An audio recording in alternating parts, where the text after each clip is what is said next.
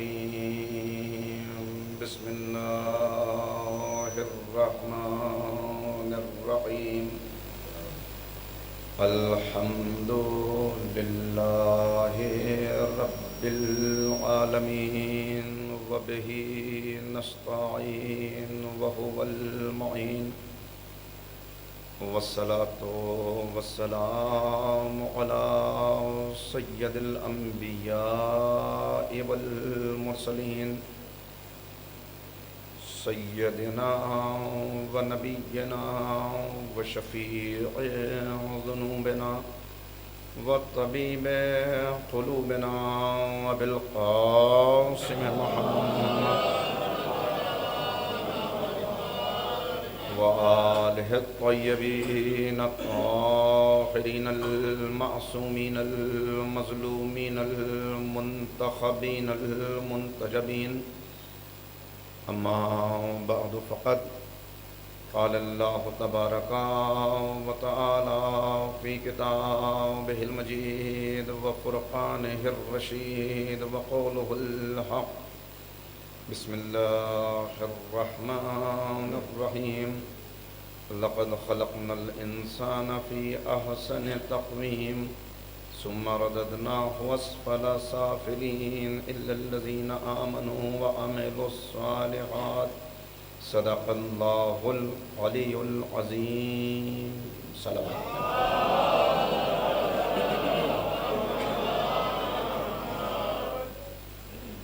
بزرگان محترم و نوجوانان عزیز،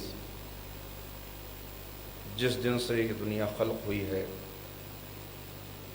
طول تاریخ میں آپ دیکھیں ہر دور میں تحقیق کرنے والوں کی ایسی جماعت اور ایسے ادارے آپ کو نظر آئیں گے کہ جو انسان کی حقیقت کو تلاش کرنے کی جستجو کرتے رہے۔ آج بھی دنیا کے اندر جتنی یونیورسٹیز پائی جاتی ہیں اور جتنے تحقیقی ادارے ہیں وہ کسی نہ کسی اعتبار سے انسان کی حقیقت کو درک کرنے کی کوشش میں لگے ہوئے ہیں، لیکن حقیقتاً انسان کیا ہے یہ ایسی پیچیدہ مخلوق ہے کہ اس کی حقیقت کو کوئی آج تک جان نہیں سکا۔ جس آیہ کریمہ کو میں نے آپ کے سامنے تلاوت کیا اس میں احسن الخالقین نے انسان کا تعارف کرایا کہ ہم نے انسان کو احسن تقویم پر پیدا کیا۔ انسان اگر واقعاً آپ دیکھیں تو قرآن کریم کے بیانات کو جمع کر لیں تو خود محسوس ہوگا کہ اس کو عاقل بھی بتایا گیا، اسے جاہل بھی بتایا گیا۔ خلق الانسان ضعیفا، خلق الانسان ظلوما جہولا، یہ ظالم ہے، یہ جاہل ہے، یہ ناقص ہے، یہ جلد باز ہے۔ مختلف انداز سے قرآن تعارف کرا رہا ہے انسان کا۔ تو یہ احسن بھی ہے، اسفل بھی ہے، یہ اعلیٰ بھی ہے، ادنا بھی ہے، یہ بلند بھی ہے، پست بھی ہے۔ آخر حقیقت اس کی کیا ہے؟ کہ صاحب انسان دوسری مخلوقات سے اعلیٰ اور افضل ہے، اشرف ہے، اس لیے کہ یہ ترقی کرتا ہوا آج یہاں پہنچ گیا کہ اس نے سٹون ایج سے کمپیوٹر ایج تک کا سفر طے کر لیا۔ کہاں سے اس کا آغاز ہوا، کہاں پہنچا، اور ہر دن نئے انکشافات ہیں، ہر دن یہ آگے بڑھتا چلا جا رہا ہے۔ تو میں ذرا سا آپ کو متوجہ کر کے آپ سے پوچھوں کہ اگر یہی انسان کی ترقی کا راز ہے اور اس کی اشرفیت کا راز یہی ہے کہ اس نے ترقی بہت کر لی، یہ آگے بہت بڑھ گیا، مشینیں ایسی ایجاد کر لی کہ سمندر کی گہرائیوں میں چلا گیا، ایسے جہاز بنا لیے کہ 500 مسافروں کو لے کے ہوا میں پرواز کرنے لگے، اس نے نئے نئے انداز کے لباس سینے کا ہنر سیکھ لیا، سڑکیں بنا لی، ایجادات کرتا ہوا یہاں تک پہنچ گیا۔ یعنی اگر یہی علم حقیقی علم ہے اور یہی علم اس کو بلند کر رہا ہے تو اس علم کو ایک جملے میں ضروریات زندگی کا علم کہا جا سکتا ہے۔ انسانی زندگی کی جتنی ضروریات ہیں اس کا علم کا اس کی بنیاد پر ایک انسانوں کی جماعت ہے وہ یہ دعویٰ کر رہی کہ اس کی بنیاد پر یہ اعلیٰ ہے، یہ اشرف ہے، یہ بلند ہے، اور یہ تمام مخلوقات کا سید و سردار ہے۔ کیا حقیقتاً ایسا ہے؟ اگر اسی علم کی بنیاد پر اسے افضلیت حاصل ہے تو میں آپ کی خدمت میں عرض کروں کہ بہت سی ایسی مخلوقات ہیں اس دنیا میں کہ جو اس علم میں اس سے کہیں آگے ہیں، اس علم میں بھی اس سے زیادہ ہیں۔ اور اگر ابتدا ہی سے دیکھیں تو انسان واللہ اخرجکم من بطون امہاتکم لا تعلمون شیئا، جب تم اس دنیا میں آئے اپنی ماؤں کے بطون سے تم خارج ہوئے، ظاہر ہوئے اس دنیا میں، پیدا ہوئے، تب تم کچھ نہیں جانتے تھے۔ یعنی انسان کی ابتدا یہ ہے کہ یہ جاہل ہے، یہ نہ جاننے والا ہے، پھر آہستہ آہستہ اس نے جاننے کا سفر طے کیا۔ لیکن اس کے برخلاف اگر دوسری مخلوقات کو دیکھیں تو 21 دن کے اندر انڈے سے چوزا نکلتا ہے، اپنی غذا تلاش کرنے لگتا ہے۔ اس کو یہ علم کس نے سکھا دیا؟ ایک چیونٹی ہے، خراب موسم کے لیے غذا کو جمع کرتی ہے، اور جمع کرنے کا ہنر اس کا یہ ہے کہ اگر یہ پورے دانے کو یوں ہی رکھ لے جا کر تو کچھ دن کے بعد مٹی کی نمی کی وجہ سے اس دانے سے پودا نکلنے لگے، لہذا یہ اس کو 4 حصوں میں تقسیم کرتی ہے، اسے توڑ کے رکھتی ہے، پھر جب موسم برسات کا چلا جاتا ہے تو اسے اپنے بل سے باہر لا کر دھوپ بھی لگاتی ہے۔ کس نے اس کو یہ علم عطا کر دیا؟ ہرن دوڑتا ہوا جاتا ہے، پانی کے اندر کود جاتا ہے اور دیکھتے دیکھتے اس کنارے پہ پہنچ جاتا ہے، ہاتھی کنارے پہ جا کر رک جاتا ہے، اپنا پیر ڈالتا ہے، اپنی سونڈ سے گہرائی ناپتا ہے، اس لیے کہ اسے معلوم ہے کہ اگر گہرا پانی ہوا تو اس کو تیرنا نہیں آتا۔ یہ کس نے اس کو علم دے دیا؟ ساری مخلوقات دنیا کی آپ دیکھیں علم لے کر آئی ہیں اپنے اپنے اعتبار سے، وہ علم انہیں حاصل ہے ضروریات زندگی کا علم، اپنی ضروریات کو کیسے پورا کرنا ہے۔ اگر یہی ترقی ہے تو یہ علم حیوانات بہت بہتر جانتے ہیں۔ اور ایک دو مثالیں دے دوں، ایل ایک سانپ جیسی مچھلی ہوتی ہے، اس کے بارے میں جب آپ ریسرچ کریں گے تو آپ کو معلوم ہوگا کہ یہ پورے سمندر میں صرف ایک کنارہ، صرف ایک جگہ ایسی ہے جہاں کی آب و ہوا، جہاں کا ماحول ایسا ہے کہ وہاں پر یہ بچے دے سکتی ہے، یہ انڈے وہاں پہ نکالے گی تو پرمان چڑھیں گے۔ تو اب جہاں جہاں دنیا میں سمندر کے جس کونے میں ایل پائی جاتی ہے وہ سفر طے کرتے ہوئے ساؤتھ امریکہ کے اسی کنارے تک پہنچتی ہے، برمودا کے قریب۔ ایک صلوات ذرا مل کے پڑھ لیں محمد و آلہ۔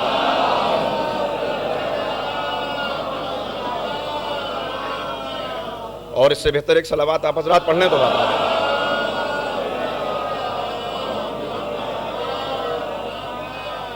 تو بہرحال بات، میری آواز تو پہنچ رہی ہے آپ تک۔ تو یہ سفر طے کرتی ہوئی جاتی ہے، اور آپ تحقیق کریں اس پر تو معلوم ہوگا کہ 10,000 کلومیٹر تک کا سفر طے کر کے یہ مچھلی اس خاص موسم میں اس کنارے تک پہنچتی ہے برمودا کے قریب، اور وہاں پہنچ کر انڈے دیتے ہی یہ مر جاتی ہے، انڈے دیتے ہی یہ مر جاتی ہے۔ پھر اس ماحول، اس آب و ہوا کی وجہ سے خود اس کے اندر سے انڈوں سے بچے پیدا ہو جاتے ہیں۔ بچوں کو نہیں معلوم کہ ہماری ماں کہاں سے آئی تھی، وہ ان کو نیشنلٹی بتا کے نہیں گئی، اس کو نہیں علم کہ کہاں سے آئی تھی، لیکن جب یہ بچے پروان چڑھتے ہیں اور جوان ہوتے ہیں تو سفر طے کرتے ہوئے 10,000 کلومیٹر کا واپس سفر طے کر کے اسی کنارے پہ پہنچ جاتے ہیں جہاں سے ان کی ماں نے سفر کا آغاز کیا تھا۔ کس نے ان کو یہ علم دے دیا؟ ہزاروں میل کا تیر کر سفر طے کرنے والے نہ بھٹکتے ہیں نہ راستہ گم کرتے ہیں، یہ علم لے کر پیدا ہوئے۔ تو مخلوقات ایسی ہیں جو علم لے کر پیدا ہو رہی ہیں، ضروریات زندگی کا علم انہیں ہے، اور انسان اتنا کمزور، اتنا ناقص، اتنا جاہل، اتنا ناتواں کہ اگر کوئی سہارا دینے والا نہ ہو، اگر کوئی ہاتھ پکڑنے والا نہ ہو تو اپنی غلاظت خود کھا لے۔ ایک زمانے تک اس کو چلنا نہیں آتا، اس کو بولنا نہیں آتا، اس کو کھانا نہیں آتا، پھر یہ کسی کی آغوش اس کو چاہیے جو اس کو پروان چڑھا سکے، جو آگے بڑھا سکے۔ تو اگر آہستہ آہستہ پھر اور آگے بڑھیں تو اب 15-20 سال کی عمر یہ ہوتی ہے جب اسے کچھ علم حاصل ہوتا ہے پھر 25-30 سال کی عمر میں یہ پہنچتا ہے تو یہ ارسطو اور افلاطین بنتا ہے، سائنٹسٹ بنتا ہے، ڈاکٹر بنتا ہے، بہت اعلیٰ درجہ حاصل کرتا ہے اور سب کہتے ہیں کہ بہت بڑا عالم ہے۔ پھر ذرا سا اور آگے بڑھیں تو 40 کی عمر پار ہوتی ہے تو اب اس کی ہڈیاں پھر ٹیڑھی ہونے لگتی ہیں، کمر پھر جھکنے لگتی ہیں اور پھر ویسا ہی کمزور اور ناتواں ہو جاتا ہے کہ جیسا بچپن میں تھا۔ یعنی کمزوری سے اس کی ابتدا، کمزوری پہ اس کی انتہا، کمزوری سے سفر طے کیا، کمزوری تک پہنچا۔ پھر آخر یہ اشرف کیوں ہے؟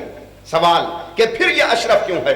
عزیزو، اگر یہی علم اس کو اشرف کرنے والا ہوتا تو پھر جانوروں سے اس کو بہتر نہیں ہونا چاہیے تھا۔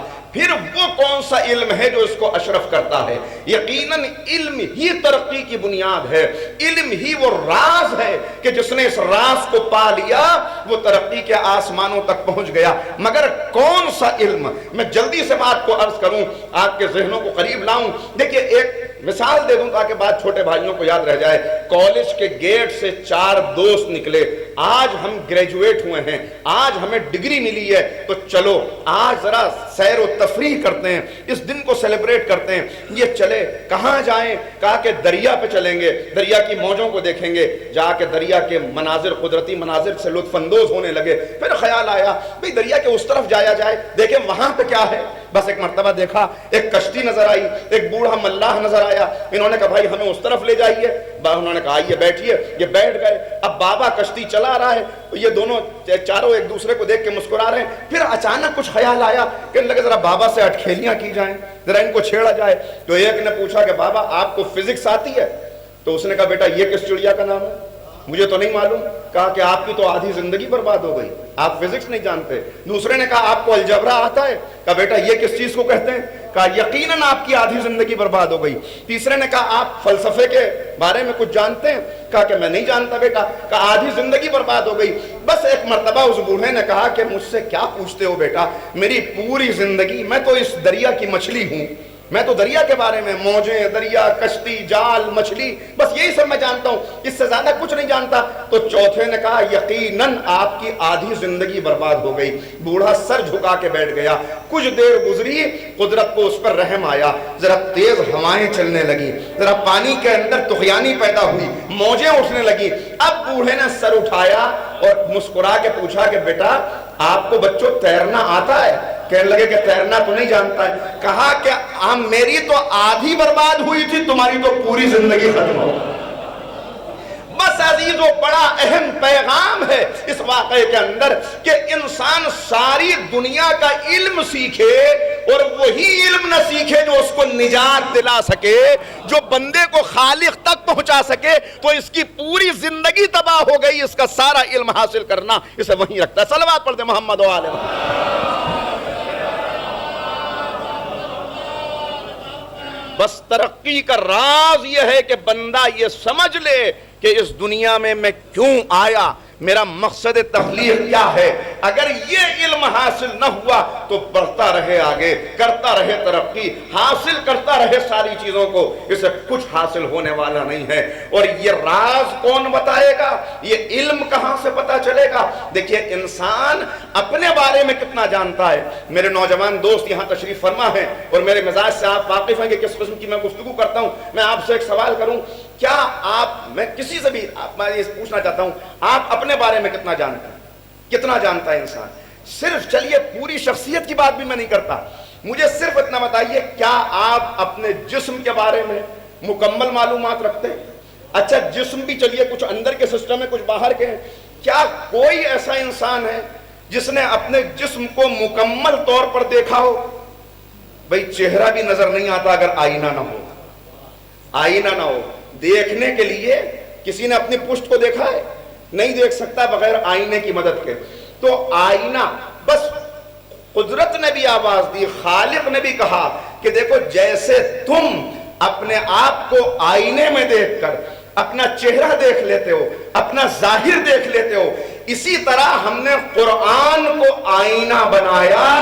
جب قرآن کے آئینے میں خود کو دیکھو گے تو تمہیں مکمل طور پر علم ہوگا کہ تم کیا ہو۔ آج مسئلہ کیا، میں بڑی کیا کروں، درد مندانہ گفتگو ہے، مگر یہ عرض کر آج مسئلہ کیا ہے؟ وہ آیات قرآن کی جنہیں پڑھ کر اہل ایمان کے دل لرز جاتے تھے، ان کے بدن کانپنے لگتے تھے، ان کے پہلو بستر سے جدا رہنے لگتے تھے، آج ان آیات کو پڑھنے کی اکثریت کو تو توفیق نہیں ہے۔ جن کو توفیق ہے خدا توفیقات میں اضافہ فرمائے، اور جن کو نہیں توفیق حاصل اللہ تعالیٰ ان کو یہ توفیق عنایت فرمائے کہ وہ اپنا زندگی کا راز معلوم کریں، قرآن تک آ جائیں، اس لیے کہ یہی کامیابی ہے۔ تو جن کو ہے بھی توفیق ان کا عالم کیا ہے؟ اکثریت کا ان میں سے بھی، سب نہیں، اللہ ماشاءاللہ وہ افراد ہر جگہ موجود ہیں، مگر اکثریت کی بات کر رہا ہوں۔ وہ کیا ہے؟ آیتیں پڑھتے ہیں اور ان آیتوں کو دیکھ کر ہم گزر جاتے ہیں جیسے ہم سے کوئی تعلق نہ ہو۔ کیوں؟ جب دیکھتے ہیں جہنم والی آیتیں، عذاب والی آیتیں، تو ہم کہتے ہیں یہ تو کافروں کے لیے ہیں، ان سے ہمارا کیا تعلق؟ جب دیکھتے ہیں منافقوں والی آیتیں تو کہتے ہیں یہ تو منافق کے لیے ہے، اس کی نشانیاں بیان کی گئی ہیں، ہم سے کیا تعلق؟ لہذا ان آیتوں سے سرسری طور پر گزر جاتے ہیں جو رکھی ہی ہمارے لیے گئی ہیں۔ کافروں کے عذاب کا ذکر کیا ہی اس لیے گیا کہ تم اپنے آپ کو دیکھ لو، تمہارے اندر تو کوئی ایسی خرابی نہیں ہے کہ تم اس عذاب کے مستحق بن جاؤ۔ منافقوں کی نشانیاں رکھی ہی اس لیے گئی کہ تم اس آئینے میں اپنے نہیں، میں سمیٹ کے بات کو عرض کروں، آئینہ یہ بتاتا ہے کہ چہرے پہ داغ دھبے تو نہیں ہیں، قرآن یہ بتاتا ہے کہ کردار پہ داغ دھبے تو نہیں ہیں۔ صلوات پڑھتے محمد و آل محمد۔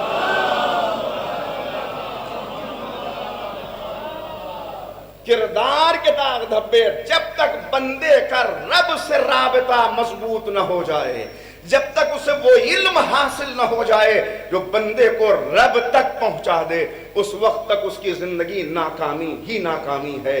وہ دنیاوی اعتبار سے کتنا ہی کامیاب نظر آ رہا ہو، مگر ناکام، مطلقاً ناکام ہے اگر اسے یہ علم حاصل نہ ہو سکا، اگر اسے یہ راہ نہ مل سکی۔ یہ راہ ملی تو اس کے لیے کامیابی۔ پھر آپ کو متوجہ کروں، ایک خراسان کا ایک حاکم ہے عبداللہ طاہر، اس نے حکم دیا اپنے تمام سپاہیوں کو، دیکھیے جب رب سے رشتہ مضبوط ہو جاتا ہے، جب وہ رابطہ قریب ہو جاتا ہے تو انسان کہاں پہنچ جاتا ہے۔ اس نے اپنے سپاہیوں کو کہا کہ بھائی دیکھو یہ چوری کی واردات بڑھتی چلی جا رہی ہے، آخر تمہارے پہرے میں کوئی کمی آ گئی، کیا معاملہ ہے؟ دیکھو میں یہ برداشت نہیں کروں گا۔ بس ایک مرتبہ سپاہی سخت ہوئے، کہیں چھاپا مارا اور 4 چوروں کو گرفتار کیا، ان کو لے کے چلے۔ اب پہنچے، اتفاق سے ایک چور بھاگ گیا، فرار ہو گیا، 3 کو قید کر لیا گیا۔ تو اب بادشاہ تک تو رپورٹ پہنچ چکی ہے کہ 4 چور گرفتار ہوئے ہیں، اس کی عدالت میں پیش کرنا ہے، اپنی گردن کیسے بچائی جائے کہ ایک ہم سے فرار ہو گیا۔ لہٰذا انہوں نے ایک شخص کو جو مسافر تھا، لوہار تھا، آیا ہوا تھا اس شہر میں خراسان میں مزدوری کرنے کے لیے، اور اب جب اس نے کچھ حاصل کر لیا تو جا رہا تھا وطن اپنے واپس، اس کو گرفتار کر لیا اور اس کو لا کے 4 کا عدد پورا کر کے اس کو جیل کے اندر پہنچا دیا۔ اب وہ پہنچا وہاں پر، اللہ کا بندہ، دیکھیں یہ ہے طاقت۔ میں عرض کر رہا ہوں کہ جب بندہ رب سے ترقی، اصل ترقی کیا ہے؟ بس ایک مرتبہ اس نے دیکھا میں بے جرم و خطا گرفتار کر لیا گیا ہوں، یہاں کوئی مجھے جانتا نہیں، کوئی میری سننے والا نہیں ہے، تو ایک مرتبہ اس نے وضو کیا، مصلی بچھایا اور رب سے راز و نیاز شروع کر دیا، اے معبود کون ہے تیرے علاوہ، میرا کون ہے؟ کوئی گواہ نہیں ہے کہ میں بے خطا ہوں، مگر تو جانتا ہے کہ میں بے جرم و خطا ہوں۔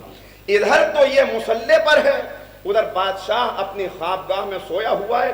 ایک مرتبہ اس نے خواب دیکھا کہ 4 فرشتے عرش سے اترے، اور جب یہ اپنے تخت پہ بیٹھا ہوا ہے تو اس کو تخت سمیت الٹ دیا۔ خواب دیکھا، بے چین ہو گیا، نیک انسان تھا، ایک مرتبہ بے چین ہو کے ہر طرف غور کرنے لگا، آخر کیا ہو گیا، اس خواب کی کیا تعبیر ہوگی، چلو صبح کوئی ملے گا تو اس سے معلوم کروں گا۔ سو گیا، کچھ دیر گزری، دوبارہ یہ خواب دیکھا۔ جب 3 مرتبہ یہ خواب دیکھ لیا تو اب نیند رخصت ہو گئی، کیا ایسی مجھ سے خطا ہو گئی، کیا اشارہ ہے جو دیا جا رہا ہے؟ بس کچھ سمجھ میں نہیں آیا، کچھ تو ہے مسئلہ۔ غور کیا کہ آج ہی میں نے یہ خواب دیکھا ہے، آج کیا کیا واقعات ہوئے صبح سے اب تک۔ تو اس نے کہا آج 4 چور گرفتار کیے گئے، داروغہ زندان کو بلایا، کہا وہ جو 4 چور گرفتار کیے گئے ذرا ان کے بارے میں مجھے کچھ بتاؤ۔ کہا حضور ان میں سے 3 تو ایسے ہیں کہ جو عادی ہیں اس بات کے، کبھی جیل میں ہیں، کبھی باہر ہیں، کبھی سزا دی جا رہی ہے، لیکن ایک جو ہے اس کا ایسا لگتا ہے کہ یہ پہلا جرم ہے شاید، اس لیے کہ وہ بہت پریشان ہے۔ کہا کیا کر رہا ہے؟ کہ مسلح پر ہے، مسلسل دعائیں کر رہا ہے، رو رہا ہے، گڑ گڑا رہا ہے، کہ لاؤ اس کو لے کر آؤ، اس کو لے کر آؤ۔ بس سمجھ میں آ گئی بات کیا ہے، اسے بلایا، کہا تمہارا ماجرا کیا ہے؟ اس نے اپنا ماجرا بیان کیا۔ بادشاہ نے اس کو 10,000 درہم دیے، معافی مانگی، بھائی میں تم سے معافی چاہتا ہوں، اور بتایا کہ تمہاری گرفتاری کیا ہوئی، کیسا تمہارا اپنے رب سے رشتہ مضبوط ہے کہ تمہاری گرفتاری ہوئی، تم نے دعا کی اور میرا تخت الٹے جا رہا ہے، بار بار الٹے جا رہا ہے۔ اور پھر کہا، یہ انعام دے کے رخصت کیا، کہا کہ اب زندگی میں کبھی بھی ضرورت ہو تو مشتاق آنے سے ہچکچانا نہیں، یہاں پہ آنا، میں تمہاری ضرورت کو پورا کروں گا۔ تو مسکرا کے وہ شخص جانے لگا اور جاتے ہوئے کہا، بادشاہ اب بھی تم یہ سمجھ رہے ہو کہ مجھے ضرورت ہوگی تو تم تک آؤں گا؟ ارے میرا رشتہ تو اس سے ہے کہ میری ایک آہ پر وہ تیرا تخت الٹ دیتا ہے، اب مجھے تجھ جیسے کی ضرورت۔ صلوات پڑھتے محمد و آل محمد۔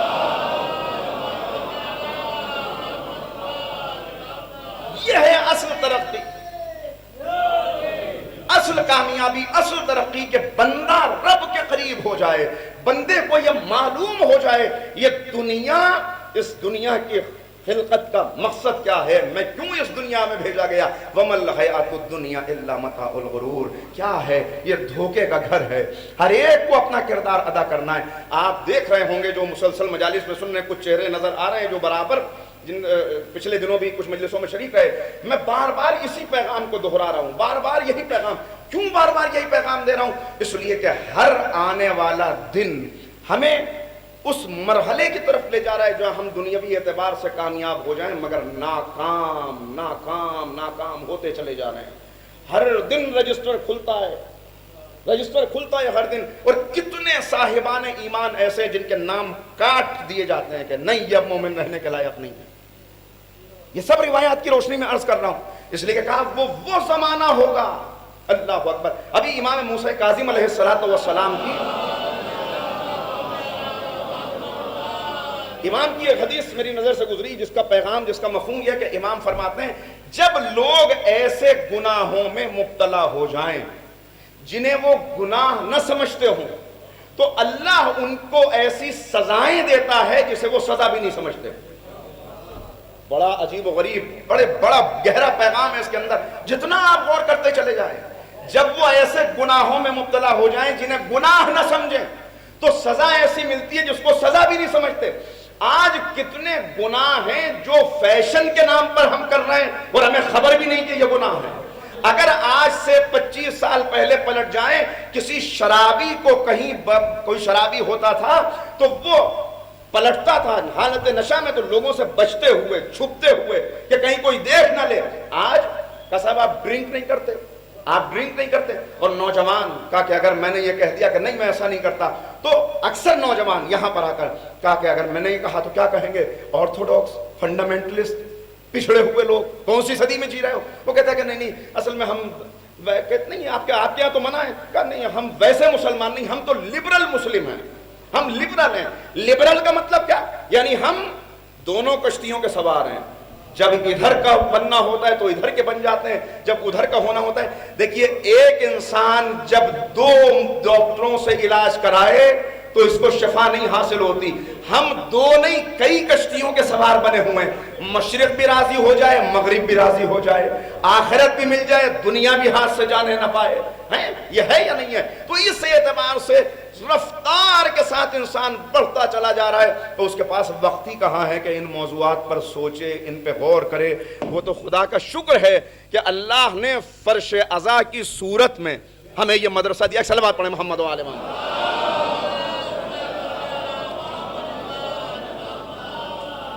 خدا کا شکر ہے کہ اس نے ہمیں اپنے دین پہ غور و فکر کرنے کے لیے فرش مجلس کی صورت میں یہ ادارہ دیا ہے۔ اب اسے سنبھالنا ہماری ذمہ داری ہے۔ یہ صرف فرش نہیں ہے، یہ فرش مجلس نہیں ہے۔ میں ہمیشہ یہ جملہ کہتا ہوں، یہ سید الشہداء کا دسترخوان علم ہے جو بچھا ہوا ہے۔ یہ دسترخوان علم ہے، یہ فرش ہمیں عرش تک لے جانے کے لیے ہے۔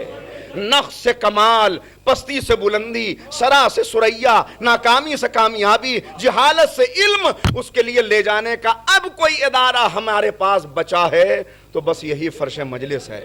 مگر ہم یہاں بھی غفلت میں مبتلا ہیں، مجھے معاف کیجیے گا، یہاں بھی ہم غفلت میں مبتلا ہیں۔ کیسی غفلت؟ اب میں کیا کروں، مجبور ہوں یہ باتیں کہنے پر کہ یہاں بھی نوجوان آتا ہے تو زبان پہ جملے کیا ہوتے ہیں، باتیں کیسی ہوتی ہیں؟ ارے صاحب ہم مجلس میں جاتے ہیں تو رونق آتی ہے، ہم فرش مجلس پہ پہنچے تو رونق آتی ہے، ہمارا خطیب پڑھے تو معلوم ہوتا ہے کہ آج مجلس ہوئی، ہماری انجمن ماتم کرے تو معلوم ہوتا ہے، ہمارا نوحہ خاں پڑھے۔ میں دستے ادب جوڑ کے عرض کر رہا ہوں، یہ بہت بڑی وراثت ہے، اسے سنبھالیے، اپنی زبان پہ کبھی یہ جملے نہ لائیے گا کہ ہم مجلس میں آتے ہیں تو رونق آتی ہے، اس لیے کہ یہ مجلس آپ کی وجہ سے نہیں ہے، آپ اس مجلس کی وجہ سے باقی ہیں۔ زمانے نے حرف غلط کی طرح مٹا دیا ہوتا، انجمنیں ٹکرا رہی ہیں، نوحہ خاں ٹکرا رہے ہیں، خطیب ٹکرا رہے ہیں، یہ کیا ہو رہا ہے، یہ کس طرف جا رہے ہیں؟ تیز رفتاری سے بڑھتے چلے جا رہے ہیں، غور و فکر کا موقع نہیں ہے۔ کیا کہا معصوم نے؟ جب ایسے گناہ کرو کہ جنہیں گناہ نہ سمجھو تو ایسے عذاب میں مبتلا کریں گے جنہیں عذاب نہیں سمجھو گے۔ یہ عذاب ہی تو ہے کہ انسان بڑھتا چلا جا رہا ہے مگر غفلت اتنی ہے کہ اس غفلت میں زندگی گزارتے ہوئے اسے خبر ہی نہیں کہ یہ دنیا تو ختم ہونے والی ہے اور مجھے حاضر ہونا ہے کسی کی بارگاہ میں، وہاں حاضر ہوں تو مجرم بنا کے پیش نہ کیا جاؤں۔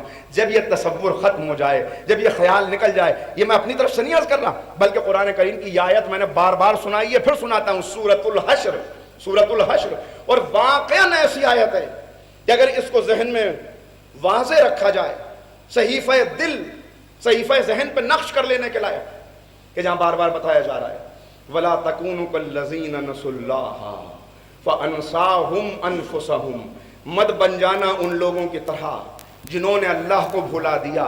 جب انہوں نے اللہ کو بھلایا تو اللہ نے کیا کیا؟ اللہ نے ان کو سزا دی۔ کیا سزا دی؟ سزا یہ دی کہ ان کو انہی سے غافل کر دیا۔ غفلت میں مبتلا ہیں، اب غفلت کے عالم میں بڑھتے چلے جا رہے ہیں، بڑھتے چلے جا رہے ہیں غفلت کے عالم۔ ایک آدمی سوتے ہوئے بڑبڑا رہا ہے، سوتے میں اس کو چلنے کی عادت ہے، کیا یہ کبھی منزل تک پہنچ سکتا ہے؟ اس لیے کہ اسے تو پتہ ہی نہیں کہ بڑھا کہاں جا رہا ہے۔ اسی طرح سب غفلت میں بڑھتے چلے جا رہے ہیں، غفلت کا نشہ، اکثریت بڑھتی چلی جا رہی ہے۔ جو مجھے یاد آیا واقعہ، ایک بہت امیر شخص، بڑا دولت مند، اس کے بعد بہت بڑی سی ایک گاڑی، بڑی مہنگی، بڑی قیمتی، اس گاڑی کے پچھلے دروازے پر ایک بہت بڑا سا ڈینٹ تھا۔ اب وہ ڈینٹ تھا، اسی ڈینٹ کے ساتھ وہ گاڑی میں گھوم رہا ہے۔ کئی مرتبہ لوگوں نے کہا اس کو ٹھیک کرا لیجئے ڈینٹ کو، مگر وہ ایک جواب دیتا تھا ایک جملے میں۔ جب بھی کوئی کہتا یہ ڈینٹ، آپ تو بھائی کروڑوں کے مالک ہیں، پھر ایسی گاڑی کے اندر 1 منٹ میں گاڑی بدل دیں، گاڑی نہ بدل رہے تو کم سے کم اس کو۔ تو اس نے جس نے بھی پوچھا اس نے کہا کہ اتنی تیز رفتار سے مت دوڑو کہ روکنے کے لیے پتھر مارنا پڑے۔ جو بھی اس سے پوچھتا وہ اس کو یہی جواب دیتا۔ اب لوگ خاموش ہو جاتے، بھائی بڑا آدمی ہے، کیا اس سے بحث کرنا۔ تو ایک دن اس کے دوست نے اس کو روک لیا اور کہا کہ بھائی رک جاؤ ذرا، آؤ بیٹھو، بیٹھتے ہیں۔ یہ کیا جواب دیتے ہو؟ یہ گاڑی کیا تم نے اپنی حالت بنا لی؟ اس گاڑی کے اندر جا رہے ہو، مستقل مصروف ہو، دوڑ دھوپ، اور پھر یہ کہتے ہو کہ اتنی تیز رفتار سے مت دوڑو۔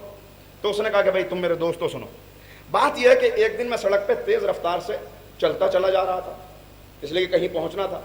کہا اچانک ایک پتھر آ کے گاڑی سے لگا، اتنا تیز پتھر لگا، گاڑی بھی تیز رفتار میں تھی، پتھر بھی تیز پڑا، گاڑی روک دی۔ کہا جب روکی اتر کے دیکھا کس نے پتھر مارا؟ تو کہا ایک 12-14 سال کا بچہ، وہ خود دوڑ کے گاڑی ہی کی طرف آ رہا تھا بجائے بھاگنے کے۔ تو میں نے اس کو پکڑ لیا، اس سے کہا کہ پتھر کیوں مارا؟ تو اس نے کہا کہ مجھے معاف کر دیجئے، میں مجبور ہو گیا پتھر مارنے پر، اس لیے کہ میری ناقص عقل، مجھے کچھ اور سمجھ میں نہیں آیا۔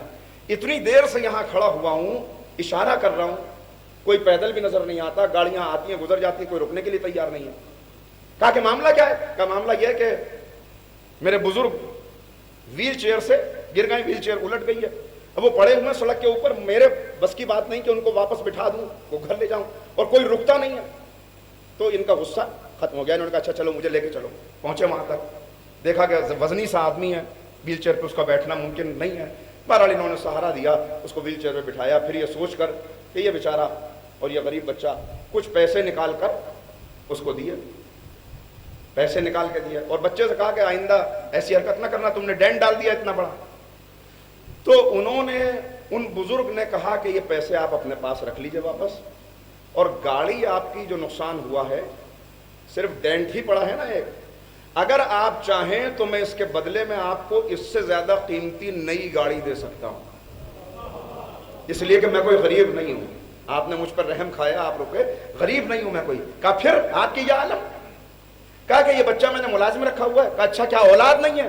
کہا اولاد ہے مگر دولت کو حاصل کرنے میں میں اتنا مصروف رہا کہ کبھی اولاد کو اولاد بنا ہی نہ سکا، ان کی تربیت ہی نہ کر سکا۔ اب میرے پاس بھی دولت، ان کے پاس بھی دولت، میں نے جوانی میں اپنی زندگی انجوائے کی، وہ اپنی انجوائے کر رہے ہیں۔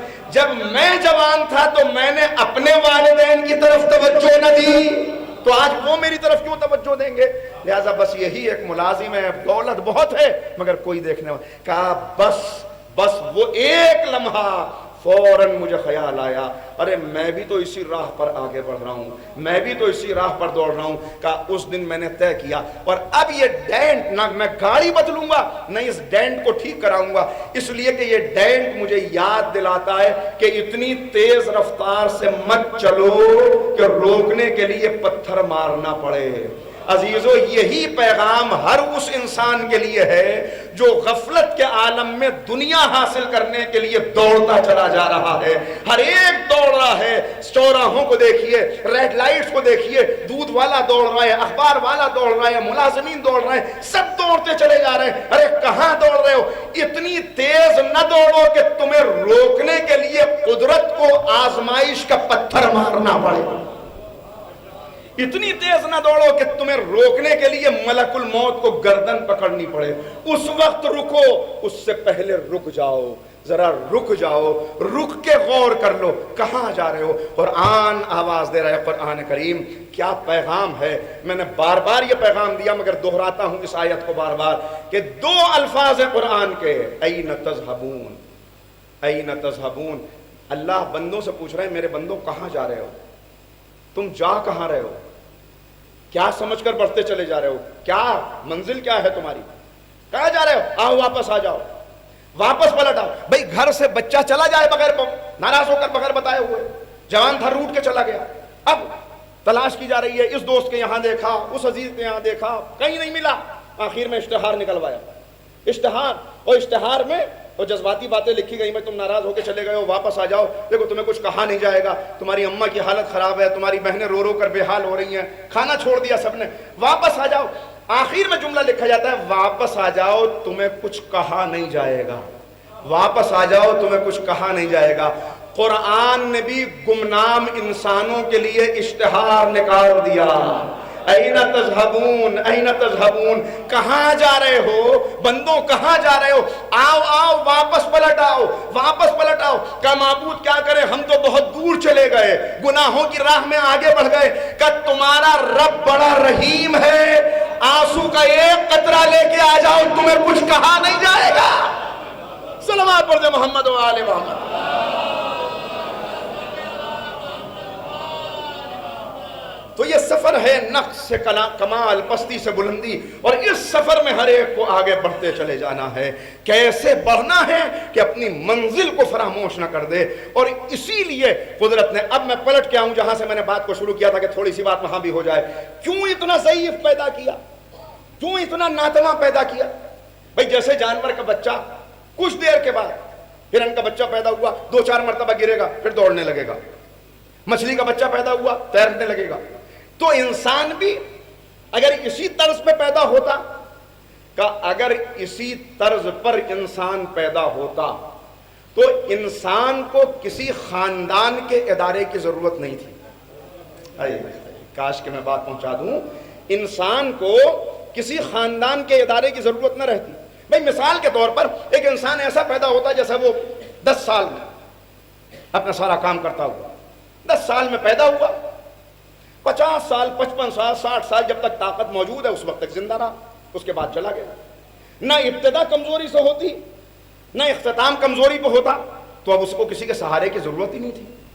سہارے کی ضرورت نہ ہوتی تو خاندان کا یہ ادارہ وجود میں نہ آتا جسے قدرت چاہتی ہے کہ وجود میں آئے۔ بہت توجہ رکھیے گا، خاندان کا یہ ادارہ وجود میں نہ آتا، لہٰذا اچھا میں آپ سے ایک سوال کروں، یہ مرد اور عورت کے درمیان جو کشش رکھی گئی، شوہر اور زوجہ کے درمیان جو محبت رکھی گئی، لڑکے لڑکی کے درمیان جو ایک کشش، یہ کشش کیوں رکھی گئی؟ اگر یہ کشش نہ ہوتی، اگر یہ محبت نہ ہوتی تو کوئی اپنے کندھے پر خاندان کی ذمہ داری اٹھانے کے لیے تیار نہ ہوتا۔ بھئی دریا بہہ رہا ہے، پیاس بجھاؤ، آگے بڑھ جاؤ، پانی جاری ہے، پیاس لگی ہے، پیاس بجھاؤ، چلو آگے۔ کیوں کوئی اتنی ذمہ داری کو اٹھاتا کہ بچوں کا بوجھ اٹھائے، ان کو اتنے سے لے کر یہاں تک پہنچائے؟ آپ دیکھیں ایک باپ کی کمر جھک جاتی ہے جب بیٹا جوان ہوتا ہے، اس کی ہڈیاں گھس جاتی ہیں تب اس کے اندر توانائی پیدا ہوتی ہے۔ ایک ماں اپنا سب کچھ سارا آرام ترک کر دیتی ہے تب ایک گوشت کا لوتھڑا انسان کامل بنتا ہے۔ یہ ذمہ داری کیوں اٹھائی؟ اس ذمہ داری کو اٹھانے پر تیار ہو جائیں، اس لیے درمیان میں محبت رکھی گئی، محبت، کشش، ایک دوسرے کے قریب آئیں، اور جب اس محبت کے نتیجے میں ایک دوسرے کے قریب آ جائیں تو اب اگر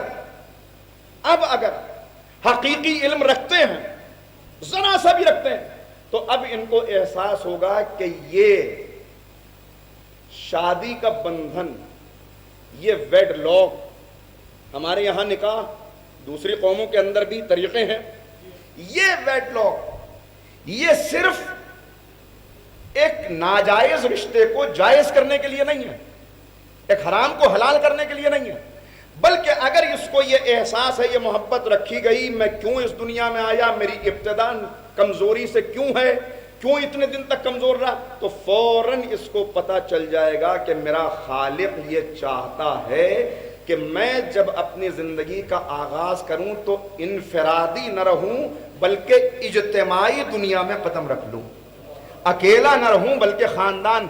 اصل مقصد شادی کا یہی ہے کہ ایک ایسی آغوش فراہم ہو جائے کہ جس کے اندر پلنے والا حیوان نہ بنے بلکہ انسان بن کے نکلے جو اپنے خالق کو پہچانتا ہو۔ اصل مقصد یہی ہے۔ اگر اس مقصد کو سمجھ کر، بہت توجہ رکھیے گا، آج کا مسئلہ رشتوں کا بکھرنا بہت زیادہ، جس کے اوپر میں گفتگو کرتا ہوں، رشتے بکھر رہے ہیں، ٹوٹ رہے ہیں، ایک دوسرے کی حقوق فرائض کیا ہیں اس کو سب نے فراموش کر دیا، ہر ایک دوسرے کو اپنے اوپر بوجھ سمجھ رہا ہے، آخر ہم کیوں ذمہ داری اٹھائیں، ذمہ داری سے آزاد ہونا چاہیے، لہذا ٹھیک ہے ہر ایک کی اپنی زندگی ہے، اس کو گزارے اپنی طریقے سے۔ یہ ساری باتیں مسلسل چل رہی ہیں اور اب اتنی بڑھ رہی ہیں، مادیت اتنی زیادہ غالب آ چکی کہ اب جو مغربی معاشروں میں ہو رہا تھا بہت پہلے سے، اب وہ ہمارے مشرقی معاشروں میں بھی ہو رہا ہے۔ یہاں بھی اولڈ پیپل ہوم بنائے جانے لگے، یہاں بھی بچوں کو دوسروں کی گود میں ڈالا جانے لگا، بھائی ان کو تم سنبھالو، ہماری ذمہ داریاں، یہ ساری چیزیں ہو رہی ہیں۔ یہ کیوں ہو رہا ہے؟ بس سبب صرف ایک کہ ہم تیز رفتاری سے بڑھتے چلے جا رہے ہیں اور انتظار کر رہے ہیں کوئی پتھر لگے تب رکیں، پتھر لگے تب رکیں، تب ٹھہریں، اس سے پہلے کوئی ٹھہرنا نہیں چاہتا، بڑھتے چلے جا رہے ہیں۔ سنیے کیوں رکھا؟ یہ رکھا اس لیے کہ قدرت چاہتی ہے ایک آغوش فراہم ہو جہاں محبت اس بندھن کا اصل بنیاد ہو، بنیاد کی پہلی اینٹ، اور پھر اس کے بعد آہستہ آہستہ ایثار اور قربانی کی بنیاد پر یہ ادارہ آگے بڑھے۔ کس بنیاد پر؟ ایثار اور قربانی کی بنیاد پر۔ جب تک ایثار اور قربانی نہ ہو، اسی لیے کسی بھی ادارے کے اندر ایک سربراہ ہوتا ہے، ایک کالج ہے اس کے اندر ایک پرنسپل ہے، باقی سب کام کرنے والے، باقی دوسرا عملہ ہے۔ اسی لیے اس ادارے میں پہلے سب سے جب یہ رشتہ قائم ہوا تو کہا کہ سنو، اس رشتے کی نزاکت، اہمیت اور عظمت کو پہچان لو۔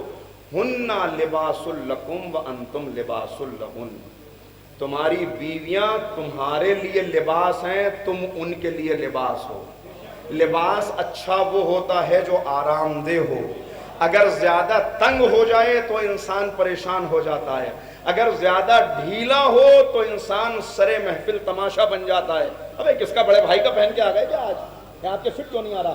لہٰذا ایک دوسرے کے لیے موزوں ہونا کہ لباس جس سے حسن میں اضافہ ہو، لباس جو گرمی اور سردی کی سختیوں سے بچائے. اور سب سے بڑی جو خصوصیت لباس کی ہوتی ہے وہ یہ کہ لباس بدن کے داغ دھبوں کو چھپا دیتا ہے. کس کے جسم پر کیا داغ دھبے ہیں، لباس اگر اچھا ہے تو یہ محسوس نہیں ہوتا.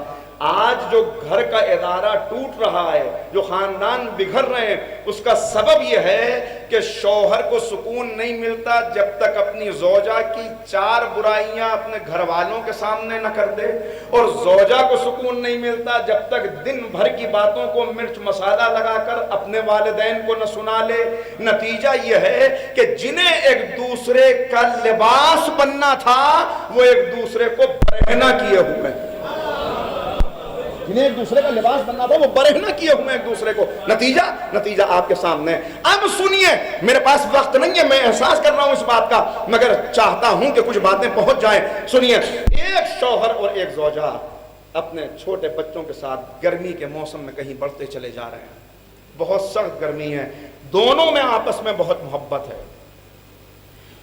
وہ ان کا خیال کر رہی ہیں، یہ ان کا خیال کر رہا ہے. کبھی وہ ان کو پانی پیش کرتی ہے، ارے آپ تھک گئے بہت. وہ اپنے رومال سے ان کے ماتھے کا پسینہ، ارے بہت تھک گئے، ذرا رک جاؤ، ذرا بیٹھتے ہیں کہیں. ہاں کہیں، ارے یہ درخت نظر آیا، درخت کے سائے میں بیٹھ جائیں. درخت کے سائے میں بیٹھ گئے. شوہر محبت کی نظروں سے زوجہ کو دیکھ رہا ہے، زوجہ محبت کی نظروں سے شوہر کو دیکھ رہی ہے. ایک دوسرے کی تکلیف کا احساس کر کے دونوں پریشان ہیں. ابھی تو بڑا سفر باقی ہے، اتنی دور تک جانا ہے، یہ ابھی سے تھک گئے، موسم بھی اتنا سخت ہے، مگر کیا کریں، جانا تو ہے، چلنا تو ہے. یہی زندگی کا سفر ہے، ہر ایک کو بڑھنا ہے. پھر اچانک، بہت توجہ رکھیے گا، اچانک شوہر کی نظر اس درخت پہ پڑی جس کے سائے میں وہ بیٹھے ہوئے ہیں. بڑا سایہ ہے، اس سائے میں سکون مل رہا ہے، ٹھنڈک. مگر اب جب دیکھا، ارے یہ درخت یہ تو بالکل سوکھا ہے، ایک پتا بھی نہیں، بالکل کھوکھلا ڈھانچہ، سوکھا درخت. پھر یہ سایہ کیسا ہے؟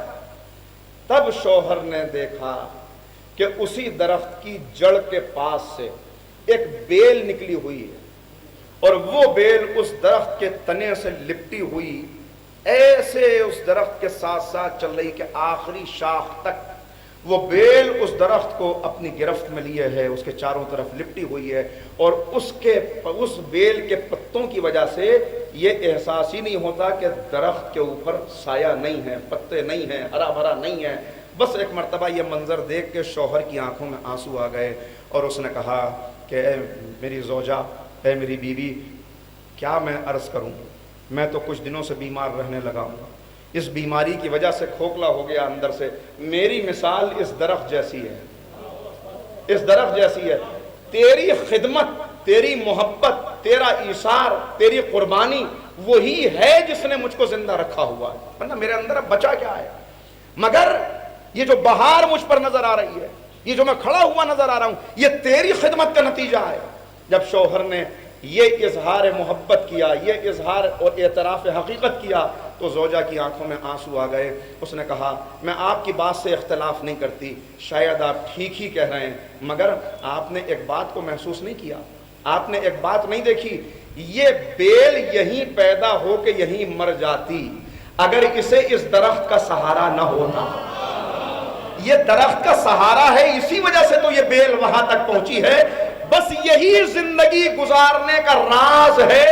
ایک دوسرے پہ الزام لگانے کے بجائے ایک دوسرے کی خدمتوں کا اعتراف کرتے ہوئے چلیے، زندگی کامیاب ہوتے چلی جائے گی. اور یاد رکھیے، اگر ہم نے ایسا کر لیا، یہ ہمیں ملے گا کہاں سے؟ یہ ہمیں ایک گھرانے سے ملے گا جس کی طرف ابھی پڑھ رہا ہوں، جہاں شوہر بے مثل شوہر اور زوجہ بے مثال زوجہ. اللہ اکبر. عورتوں کی عظمت پر بہت گفتگو ہوتی ہے، ہر معاشرے کے اندر ہوتی ہے، مگر میں اتنا عرض کروں کہ عورت اتنے کمال پر پہنچ جائے کہ اگر بیٹی ہو تو ام ابیہا کہلائے، اگر زوجہ ہو تو سکل ایمان کے لیے نصف ایمان بن جائے، اور اگر ماں ہو تو ان کے لیے جنت بن جائے جو جوانان جنت کے سردار ہیں.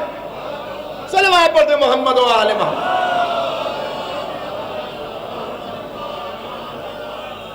یہ ہے سیرت، یہ ہے گھرانہ، یہ ہے خاندان.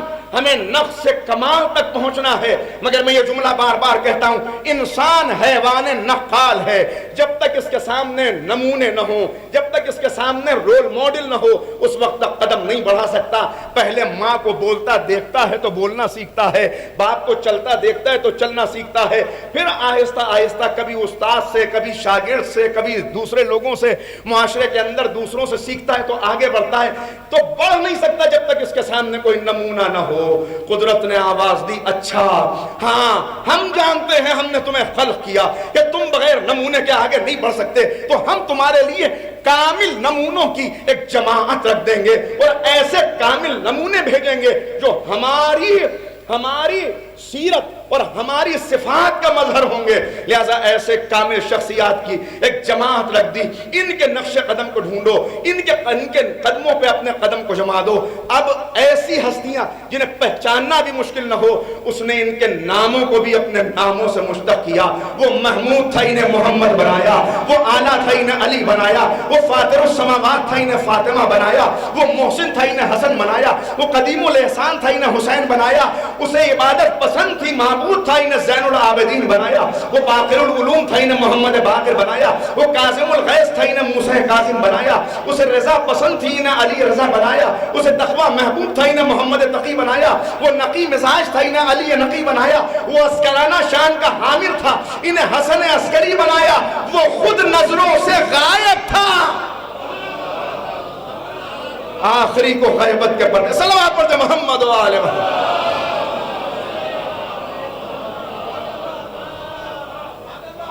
ہم چاہتے ہیں کہ تم زندگی گزارو، خاندان کا ادارہ مضبوط رہے. لہذا تمہارے لیے ایک مثالی گھرانہ رکھ دیتے ہیں. آؤ اس مثالی گھرانے کی طرف آؤ.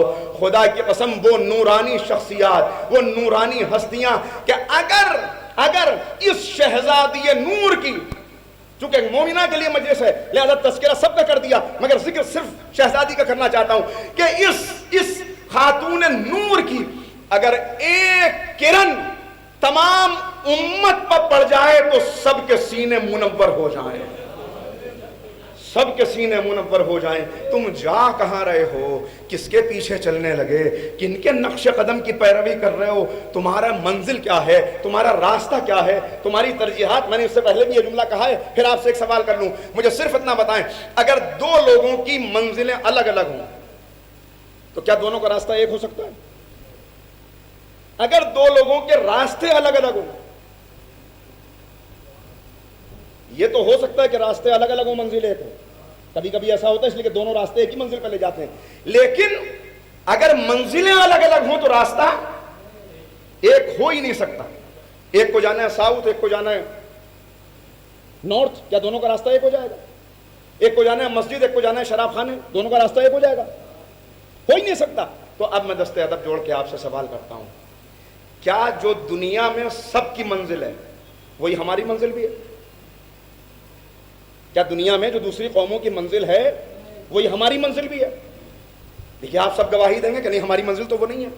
جب ہماری منزل وہ نہیں ہے تو پھر ہمارا راستہ وہ کیوں ہے جو ان کا راستہ ہے؟ جب دونوں کی منزل الگ الگ ہے راستہ ایک ہو ہی نہیں سکتا، نہیں ہو سکتا. اگر راستہ ایک ہے تو غور کرنا پڑے گا کہ میں اپنے آپ کو دھوکہ تو نہیں دے رہا، میں اپنے آپ کو دھوکہ تو نہیں دے رہا. بھئی جب منزل الگ الگ ہے کیسے ہو سکتا ہے؟ منزل الگ الگ ہوتی ہے تو سامان سفر بھی الگ الگ ہوتا ہے، الگ الگ ہوتا ہے.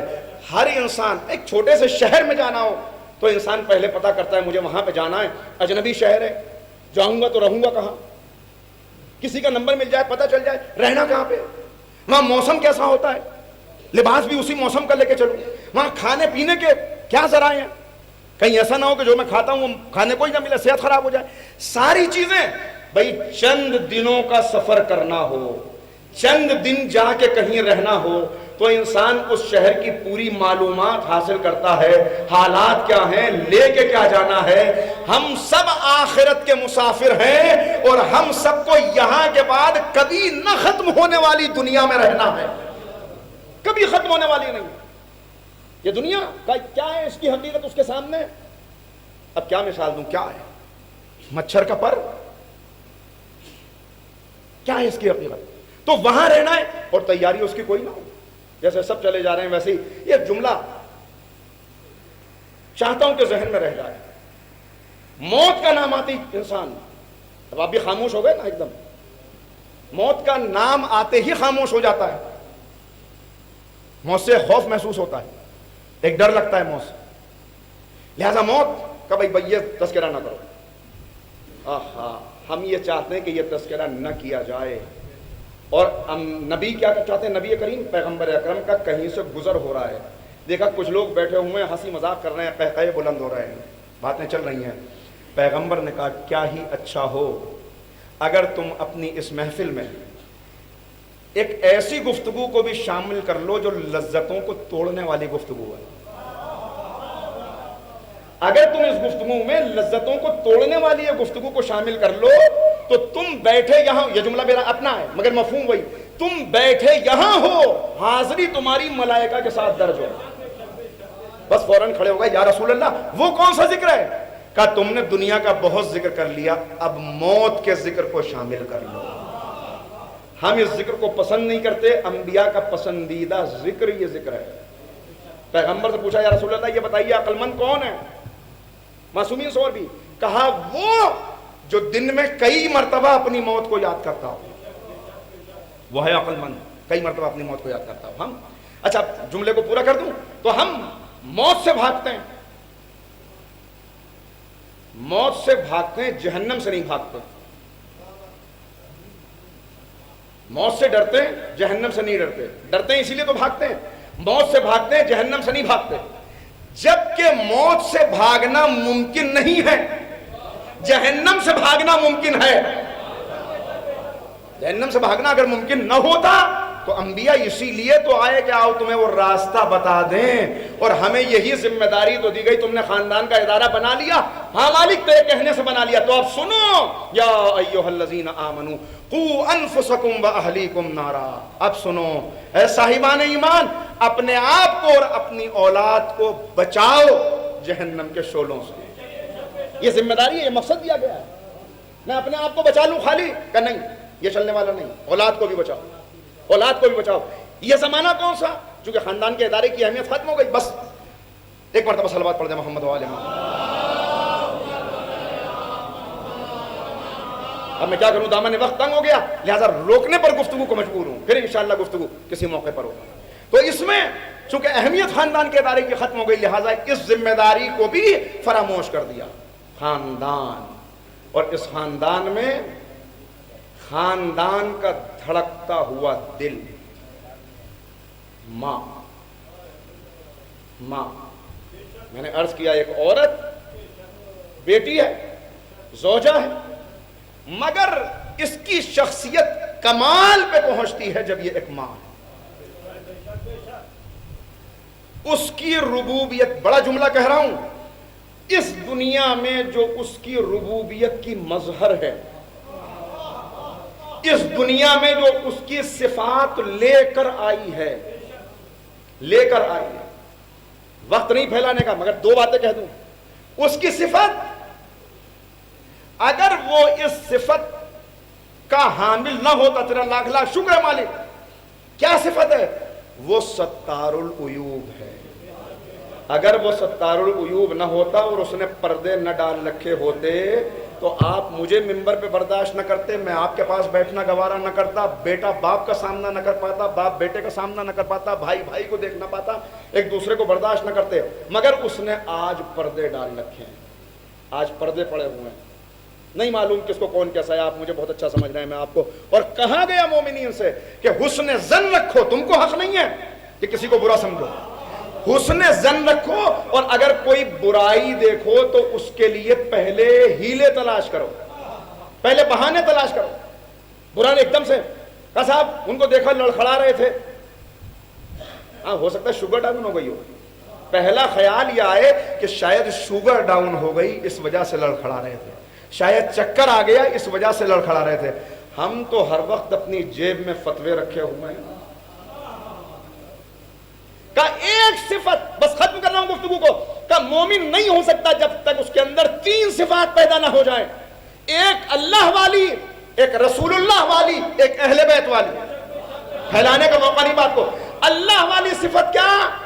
کہ اللہ ستار العیوب ہے۔ بندے کو بھی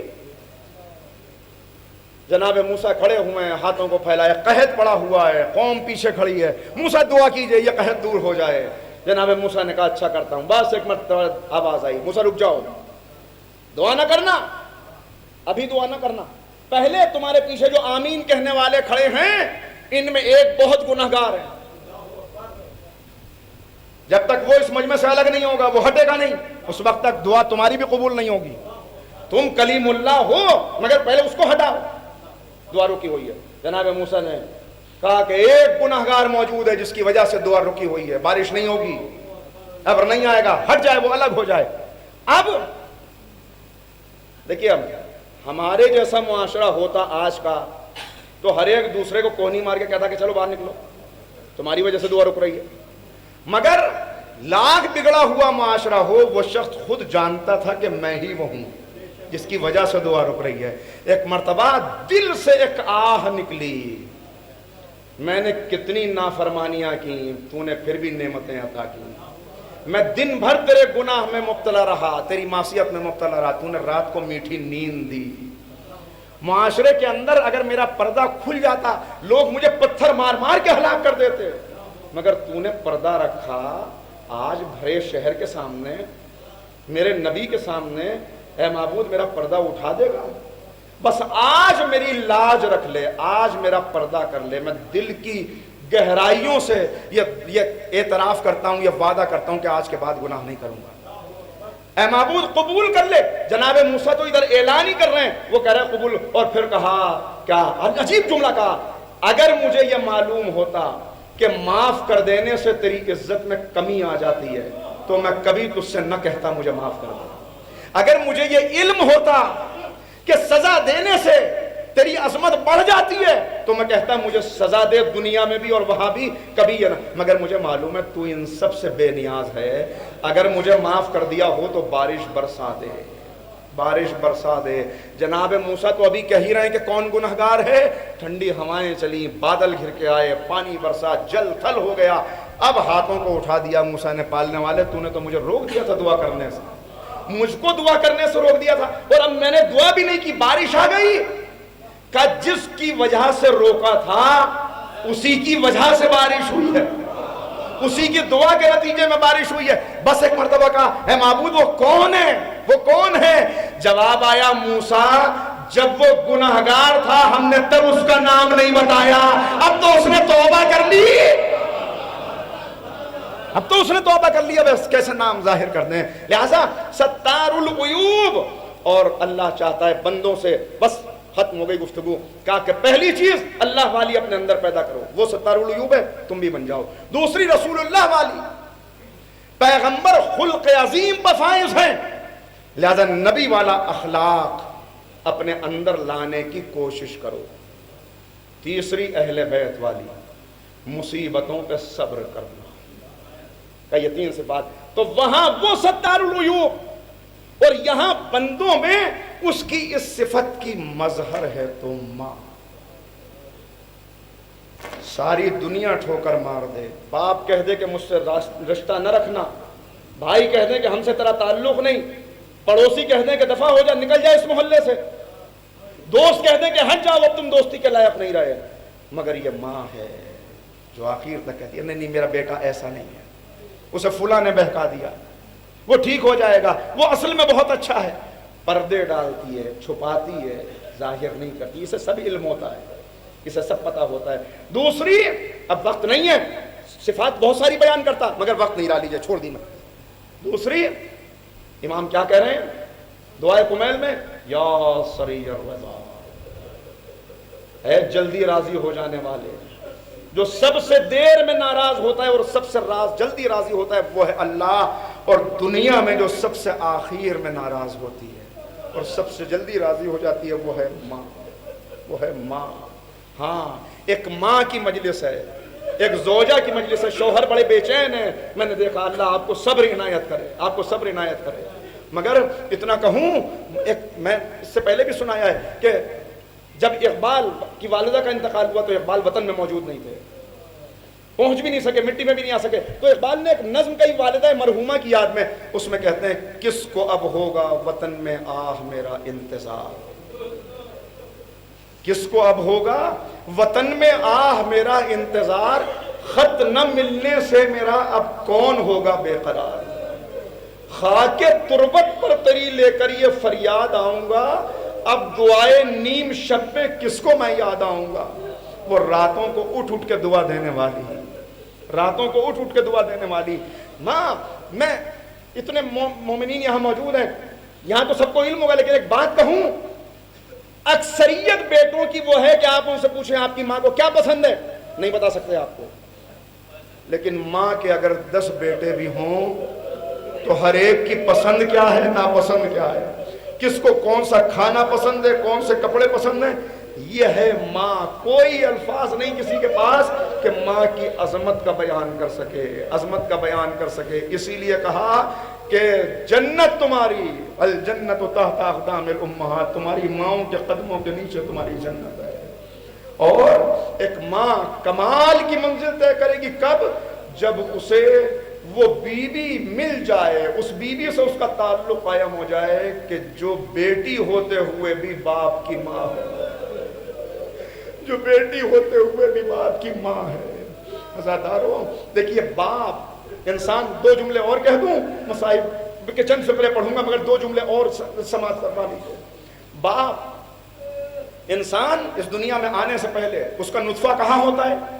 باپ کے صلب میں، اس کے بعد ماں کے رحم میں پہنچتا ہے، مگر باپ کے صلب میں، عجیب بات عرض کر رہا ہوں، باپ کی اپنی عظمت اپنی جگہ پر، باپ کی عظمت پہ میں پڑھ چکا ہوں کئی مرتبہ، پھر پڑھوں گا کسی موقع پر، باپ کی عظمت اپنی جگہ، مگر اس نطفے کا باپ سے کتنی دیر کا تعلق رہتا ہے، کتنی دیر کا تعلق رہتا ہے۔ پھر اس کے بعد جب یہ ماں کے رحم میں منتقل ہو گیا تو اب باپ سے اس کا کوئی تعلق اس اعتبار سے نہیں کہ باپ اگر مر بھی جائے تب بھی اس بچے کو کمال تک پہنچنے سے کوئی روک نہیں سکتا، اگر باپ مر بھی جائے تب بھی یہ زندہ رہ جائے گا، تب بھی یہ زندہ۔ اسی لیے قدرت نے آواز دی، ہم عیسیٰ کو بغیر باپ کے پیدا کر دیں گے مگر بغیر ماں کے پیدا نہیں کریں گے۔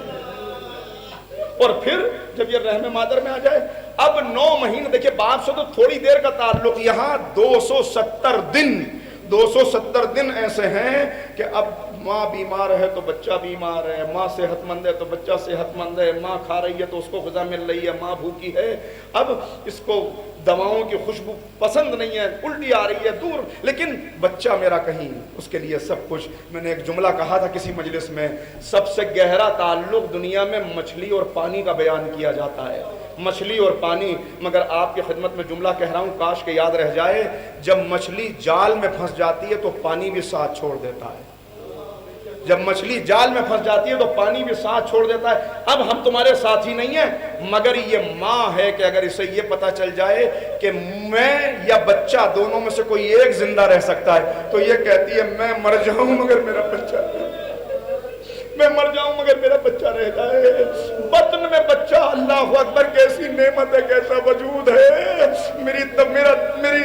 میرا ذہن جا رہا ہے اسی طرف کہ جہاں ایک ماں کی بطن میں ایک بچہ ہے، بابا آئے ہیں حضرت زہرا سے ملنے کے لیے، اور ایک مرتبہ کہتے ہیں کہ بی بی اب کیسی طبیعت ہے؟ کہا بابا طبیعت تو اچھی ہے مگر میرے بطن میں جو بچہ ہے یہ مجھ سے کچھ کہہ رہا ہے۔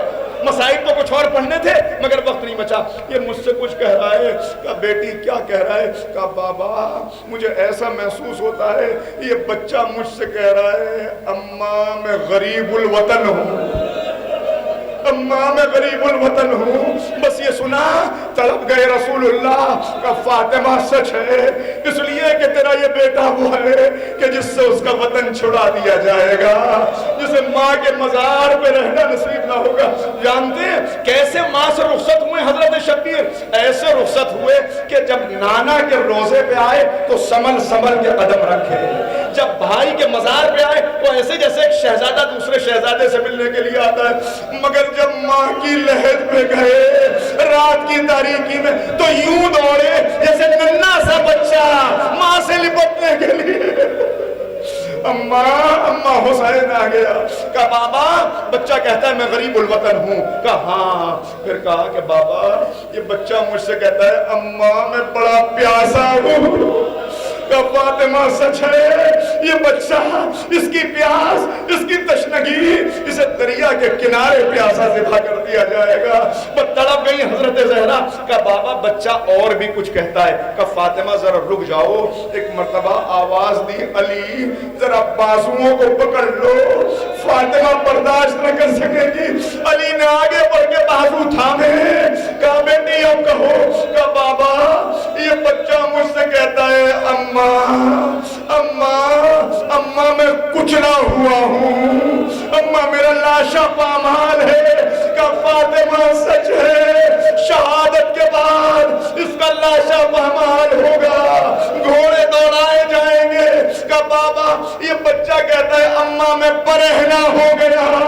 ہاں بیٹی اس کا لباس لٹ جائے گا. وہ اتنا سننا تھا شہزادی کو غش آ گیا. میں ہاتھوں کو جوڑ کے کہوں اے بی بی آپ نے صرف سنا تھا کہ آپ کا بیٹا پامال ہوگا، آپ نے سنا تھا کہ جسم پر لاشیں دوڑیں گے. اے بی بی برداشت نہ کر سکی. مگر آپ نے کیا حوصلہ دیا تھا اپنی بیٹی زینب کو جس نے 70 قدم کے فاصلے سے یہ منظر دیکھا کہ بھائی کا لاشا منہ کے بل پڑا ہوا تھا.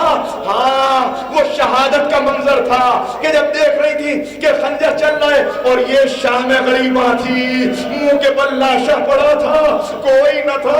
ارے عجیب بات ہے، جب بھی کوئی شہید ہوتا حسین اس کا لاشا لے کے خیمے میں آتے.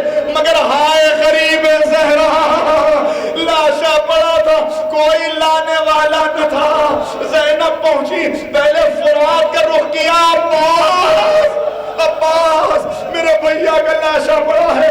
پھر لاشے کے قریب پہنچی، ہاتھوں کو اٹھایا، اللہم تقبل منا، اے پالنے والے اس قربانی کو قبول کر لے. اور پھر تڑپ کے کہا بھیا اگر میرے سر پہ چادر ہوتی تو تجھے یوں برہنہ نہ چھوڑ.